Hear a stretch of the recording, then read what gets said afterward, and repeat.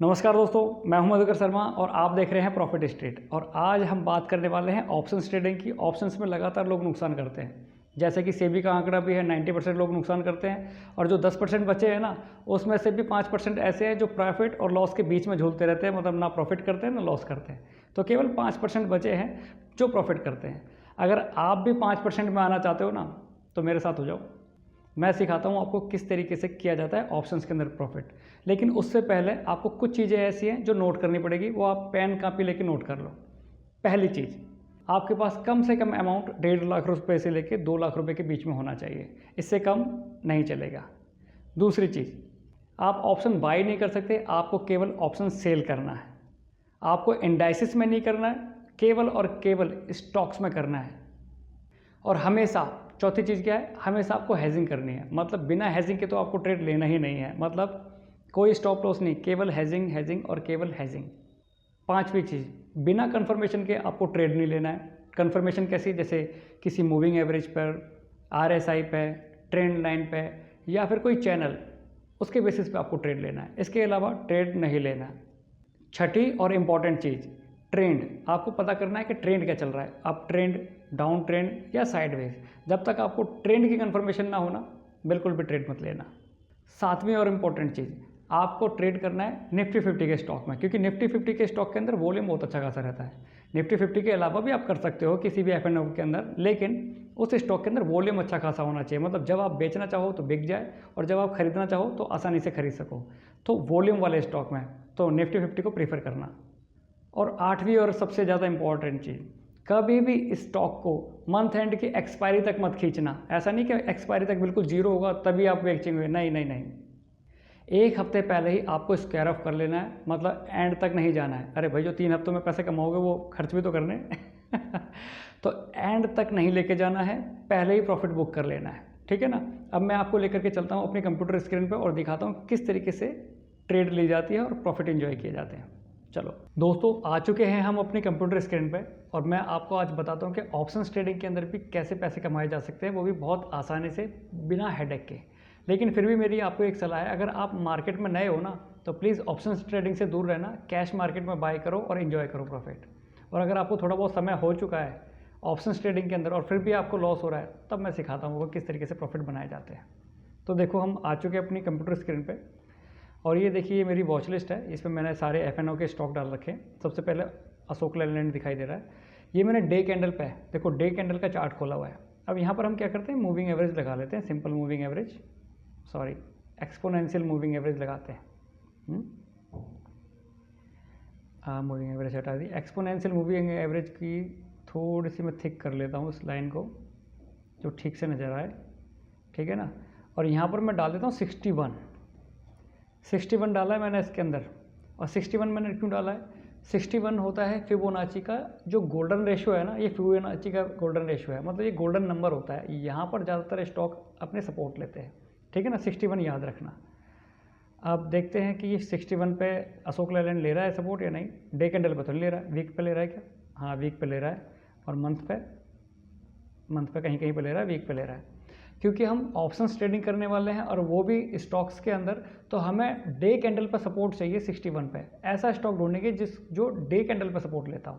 तो ये अशोक लेलैंड तो नहीं ले रहा है सपोर्ट। टेक महिंद्रा देखते हैं, वीक पे नहीं ले रहा है, ये मंथ पे लेगा क्या, मंथ पे ले रहा है, पर मंथ पे तो हमें चाहिए नहीं, हमें डे कैंडल पे चाहिए सपोर्ट। देखते हैं, देखो डे कैंडल पे सपोर्ट नहीं ले रहा है। अब देखते हैं एनटीपीसी, देखो एनटीपीसी सपोर्ट ले रहा है, डे कैंडल पे ही सपोर्ट लेता हुआ जा रहा है। आईसीआईसीआई डे कैंडल पे सपोर्ट ले रहा है। एचडीएफसी डे कैंडल पे सपोर्ट नहीं ले रहा है। एसबीआई डे कैंडल पे सपोर्ट ले रहा है। तो सबसे पहले ऊपर से ले लेते हैं एनटीपीसी। जहाँ पर भी 61 डे पर अगर सपोर्ट ले रहा है ना कोई भी स्टॉक, तो वहाँ पर हम अपनी पोजीशन बना सकते हैं। और ये देखो, स्टॉक एक अप ट्रेंड में चल रहा है, तो स्टॉक का अप ट्रेंड हमें पता चल गया कि स्टॉक अप ट्रेंड में चल रहा है, अप ट्रेंड पे ही लेना है। कन्फर्मेशन क्या है, कन्फर्मेशन है कि 61 डे पे सपोर्ट। देखो, अब आज तारीख क्या है, आज है 8 तारीख, आज तो खैर शनिवार है। ये फ्राइडे वाले दिन, फ्राइडे 7 जून को इसने 61 डे को क्रॉस किया और ऊपर ही क्लोज दिया है। मतलब अब हमें ये कंफर्मेशन मिल चुकी है कि मार्केट ऊपर जाने के लिए तैयार है, मतलब ये स्टॉक ऊपर जाने के लिए तैयार है। और अगर इसको हम देखेंगे ना ठीक से, अगर हम एक चैनल क्रिएट करते हैं तो देखो अब चैनल को देखना, ये चैनल क्रिएट हो रहा है, ठीक है ना, स्टॉक इस चैनल के अंदर ही चल रहा है। तो अब इस चैनल के नीचे, यहाँ पर नीचे वाले पॉइंट पर है, नीचे वाले पॉइंट से तो ऊपर आ चुका है, ठीक है ना, और साथ में ये 61 डेमा के ऊपर चल रहा है, मतलब अभी ये सपोर्ट पर है, बहुत अच्छे लेवल पे है। यहाँ पर हम क्या करेंगे, यहाँ पर हम अपनी पोजीशन बना सकते हैं। और पोजीशन बनाने के लिए दोनों कंफर्मेशन मिल गई, चैनल के अंदर भी चल रहा है और साथ ही साथ 61 डेमा के ऊपर सपोर्ट लेकर के ये सस्टेन भी कर रहा है, मतलब यहाँ से अब स्टॉक ऊपर जाने के लिए तैयार है। अब यहाँ से हम देखते हैं कि हमें क्या करना है। अब हमें यहाँ पर क्या करना है, हमें पुट सेल करनी है, और पुट सेल के साथ साथ एक पुट बाय भी करनी है। अब किस तरीके से हम करेंगे पुट बाय और पुट सेल, वो देखते हैं, मैं दिखाता हूँ। देखो ये है ऑप्शन स्ट्रेटेजी बिल्डर, मतलब ऑप्स्ट्रा की साइट पर जाके फ्री में अपना अकाउंट बनाओ, और फ्री में अकाउंट बना के आप देख सकते हो कि कहाँ पर आपके कितने पैसे लग रहे हैं किसी भी स्टॉक को सेल करते वक्त ऑप्शंस के अंदर, ठीक है ना। अब यहाँ पर डालते हैं हम एनटीपीसी डाला, 27 जून की एक्सपायरी, आज 8 तारीख है, ठीक है ना। ऑप्शंस के अंदर गए हम, 360 पे चल रहा है, 380 वाला बेचते हैं। अब मैं आपको बताऊंगा कि 380 वाला हम क्यों बेच रहे हैं। कॉल की जगह हम यहाँ पर पुट कर लेंगे, ठीक है ना, बाई की जगह हम सेल करते हैं। ये 22 रुपये 25 पैसे का ऑप्शन है, इसे हम ऐड कर लेते हैं, ठीक है ना। इस वक्त क्या चल रहा है, 360 के आसपास चल रहा है ऑप्शन, देखो 360 पे चल रहा है ना।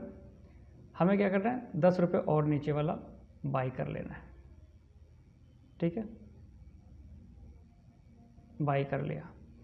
अब थोड़ा सा इसको स्क्रॉल करके नीचे देखते हैं, स्क्रॉल करके नीचे आते हैं। अब थोड़ा सा नीचे आते हैं, देखो हमने 380 का बेचा है और 350 का खरीदा है। ये 22 रुपये है और ये 6 रुपये है, लगभग 4 गुने का अंतर है, मतलब 6 चौक 24, लगभग 4 गुने के आसपास का अंतर है। कोई भी अगर आप ऑप्शन सेल कर रहे हो ना, उसमें 4 से भाग कर देना। अगर आप कम रिस्क लेना चाहते हो तो 3 से भाग कर देना, मतलब 3 से डिवाइड कर लेना। जो भी वो आता है प्राइस, फिर उसका ही बाई करना है, ठीक है ना। नहीं समझे, दोबारा समझाता हूँ। जो भी ऑप्शन आप सेल कर रहे हो ना, उसमें 4 से डिवाइड कर देना, और जो भी प्राइस आता है फिर उस प्राइस पर ही खरीदना है जो बाई करने वाली है, चाहे वो इन द मनी हो या आउट ऑफ द मनी, ठीक है ना। आपने एक चीज़ नोटिस की, मैंने 380 का बेचा, इन द मनी नहीं बेचा, 380 का बेचा, तो 380 करीब यहाँ के आसपास आता है, ठीक है ना।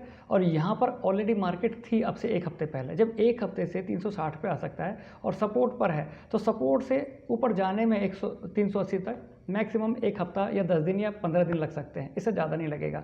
मतलब एक्सपायरी से पहले 27 जून 2024 से पहले ये 380 तक पहुंच सकता है बिना किसी प्रॉब्लम के। हमेशा जो टारगेट होता है ना, वो विजिबल होना चाहिए, जो जहां पर हमारा स्टॉक पहुंच सकता है। अब देखते हैं इसके अंदर हमारा रिस्क एंड रिवॉर्ड कितना आ रहा है। मैक्सिमम प्रॉफिट 24,300 समथिंग का आ सकता है और मैक्सिमम लॉस 20,000 समथिंग का। और इसमें आपके 63,500 रुपीज़ के आसपास आपका टोटल पैसा लगेगा इस स्टॉक को बेचने और ख़रीदने में। मतलब एक ऑप्शन आपने बाई किया 6 रुपये का और 22 रुपये के आसपास का बेचा। अगर ये स्टॉक यहाँ से ऊपर जाता है, ठीक है ना, जैसे ही 380 के आसपास पहुँचेगा तो आपको 24,000 रुपये के आसपास का प्रॉफिट होने लगेगा। मतलब अभी नहीं, जैसे जैसे दिन नज़दीक पहुँच जाएंगे एक्सपायरी के आसपास, तो मैक्सिमम आपको प्रॉफिट तो मिलेगा नहीं, 24,000 तो आपको लेके निकलना नहीं है। जैसे ही 10,000, 12,000, 15,000 रुपये के आसपास का आपका प्रॉफिट आए, लेके निकल लो। मंथ एंड की एक्सपायरी तक इंतजार नहीं करना है, ठीक है ना। यहाँ से आराम से पहुँच सकता है ये स्टॉक। और ऐसे ही अगर आप ICI का देखेंगे तो ICI भी है, देखो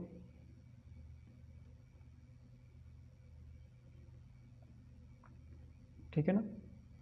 एक चैनल बन रहा है, चैनल के बेस पे ऊपर जा सकता है आराम से, बिल्कुल आराम से बनेगा प्रॉफिट।